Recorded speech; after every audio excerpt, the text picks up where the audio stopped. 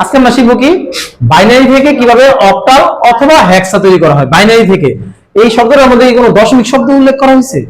যখন দেখবা কোনো দশমিক শব্দ উল্লেখ থাকবো না, তখন মনে রাখবা একটা সূত্র দিয়ে অঙ্ক করতে হবে। কি দিয়ে করতে হবে বলো তো? হ্যাঁ, এটা মনে রাখবা তোমরা। যখন উদ্দীপকের মধ্যে দশমিক শব্দটা ইউজ করবো না, তখন আমরা কি করব? সূত্র দিয়ে অঙ্কটা করব।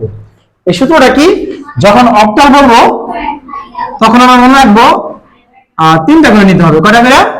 আমি প্র্যাকটিক্যাল দেখাইতেছি, আপাতত এটুকু মনে রাখো। আর যখন হেক্সা করব তখন আমরা কয়টা করে নিব? চারটা করে।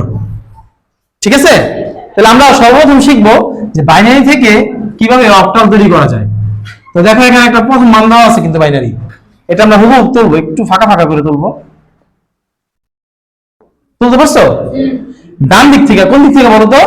যেখান থেকে তোমরা আরবি লেখো, ডান দিক থেকে তোমরা যেহেতু অক্টাল করতেছো, কি ফার্স্টে শিখতেছি আমরা, তাহলে আমরা কয়টা করে নিব বলছিলাম? তিনটা করে। এই দেখো তিনটা নিছো, আমার তিনটা নিছো।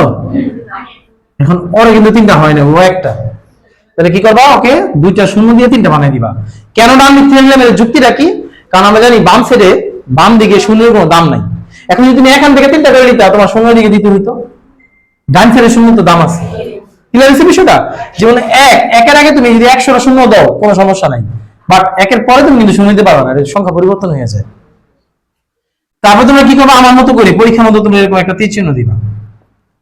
এখন এই যে সূত্রটা বলছি আমি, এটা তুমি কি লিখবা? আমি বলছি না অক্টাল সহ তিনটা করে, আমার সাথে সাথে বলো এক।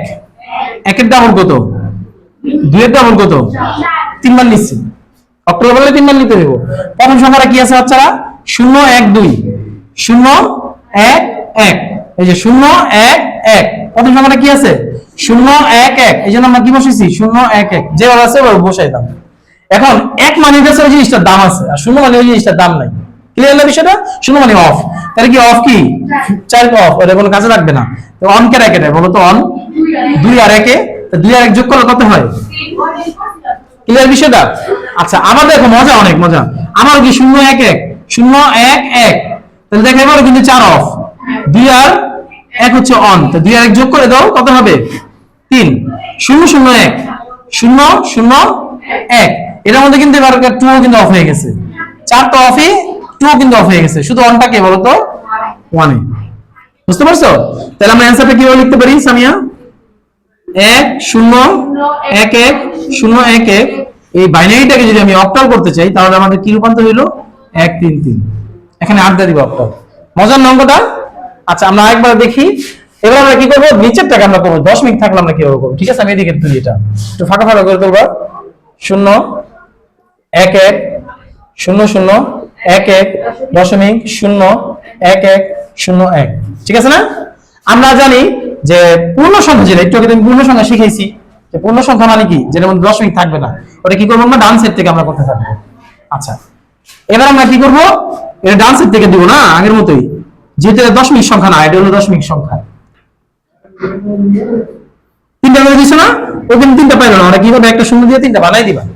আর দশমিক সংখ্যাটা কি করবা?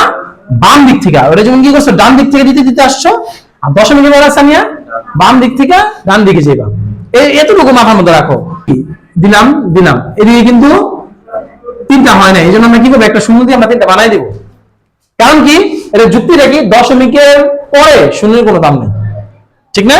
দশমিকের পরে যেমন তুমি যে ওই লেখো 100, দশমিক না হয়ে তাহলে মান দিলে 100, কিন্তু যে একটা দশমিক লাগাই দাও, তোমরা সবাই জানো 1 টাকা হয়ে গেল, আর দশমিকের পরে শূন্যের কোনো দাম নেই।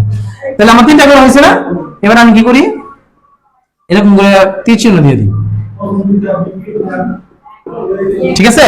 আচ্ছা, এবার আমরা আমাদের যেহেতু অক্টাল করতেছি, আমাদের 3টা সূত্রই যাবে, ঠিক না?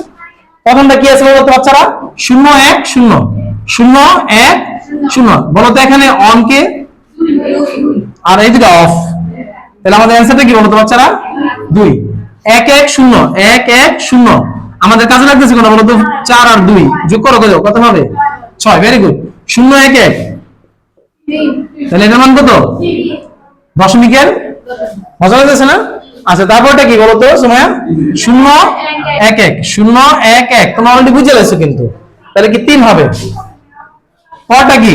0 1 0 2, মানে যার বরাবর 1 বসবো সে কাছে অ্যানসার হইব। যদি দুইটা হয় দুইটা যোগ করবো, তিনটাই এক হইতো আর তিনটা যোগ করতাম। তাহলে আমাদের অ্যানসারটা লিখি, আমরা আমাদের মানটা লিখি 1011 1011, তারপর বাচ্চারা 0011.01101। এই বাইনারিটাকে যদি তোমরা ভাঙো অক্টাল করো তাহলে কি পেপার বলো তো? হ্যাঁ, এখানে 8 দিয়ে দিবা। সবার কাছে কি ক্লিয়ার হয়েছে?